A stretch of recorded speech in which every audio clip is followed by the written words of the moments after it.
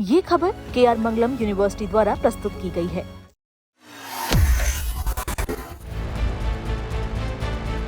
भारत की ऊर्जा सुरक्षा को जल्द ही बड़ी मजबूती मिलने वाली है।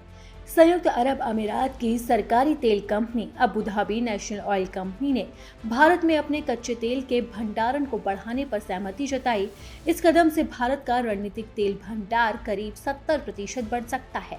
फिलहाल भारत के पास लगभग 5.3 मिलियन टन का रणनीतिक पेट्रोलियम रिजर्व है।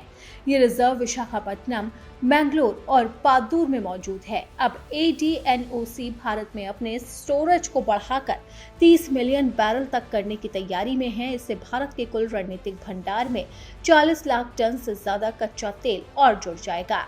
UAE के राष्ट्रपति शेख मोहम्मद बिन जायद अल नहयान और भारत के प्रधानमंत्री नरेंद्र मोदी की मौजूदगी में ADNOC और भारतीय कंपनियों के बीच में कई रणनीतिक समझौते हुए।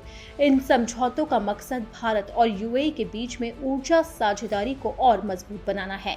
भारत की ऊर्जा सुरक्षा को जल्द ही बड़ी मजबूती मिलने वाली है और ये भारत के लिए बहुत ज्यादा अच्छी खबर होगी। इस कदम से भारत रणनीतिक तेल भंडार करीब 70% तक बढ़ सकता है। भारत पहले ही अपने रणनीतिक तेल भंडार बढ़ाने की दिशा में काम कर रहा है। साल 2021 में सरकार ने ओडिशा के चौंती खोल और पादुर में 6.5 मिलियन टन क्षमता वाले नए रणनीतिक रिजर्व बनाने को मंजूरी दी थी। ये परियोजना PPP मॉडल के तहत विकसित की जा रही है। इसके अलावा भारत अब LPG यानी कि रसोई गैस का भी 20 से 30 दिनों का रणनीतिक भंडार बनाने पर विचार कर रहा है। इसी दिशा में ADNOC और इंडियन ऑयल कॉर्पोरेशन के बीच में LPG सप्लाई बढ़ाने को लेकर भी समझौता हुआ। माना जा रहा है कि इससे भारत में लंबे समय तक LPG की स्थिर सप्लाई सुनिश्चित हो सकेगी। UAE भारत को कच्चे तेल की सप्लाई करने वाले शीर्ष 5 देशों में से एक है। इसके अलावा दोनों देशों के बीच में LNG और प्राकृतिक गैस को लेकर भी लंबे समय के समझौते हुए। UAE आने वाले सालों में अपने तेल उत्पादन को 5 मिलियन बैरल प्रतिदिन तक बढ़ाने की योजना बना रहा है। इसका फायदा भारत जैसे बड़े ऊर्जा उपभोक्ता देशों को मिल सकता है। फिलहाल भारत के पास लगभग 5.3 मिलियन टन का रणनीतिक पेट्रोलियम रिजर्व है। ये रिजर्व विशाखापट्टनम, मैंगलोर और पादूर में मौजूद है और अब इसे बढ़ाने की तैयारी चल रही है।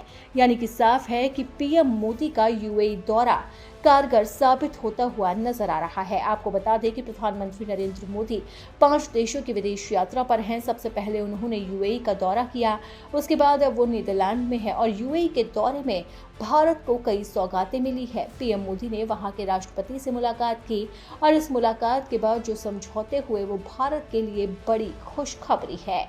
भारत इस समय LPG से लेकर तेल को लेकर बड़ी परेशानियों से जूझ रहा है, लेकिन अब जिस तरीके से UAE ने समर्थन का ऐलान किया है उसके बाद भारत को किसी तरह की कोई परेशानी नहीं होती हुई नजर आ रही है।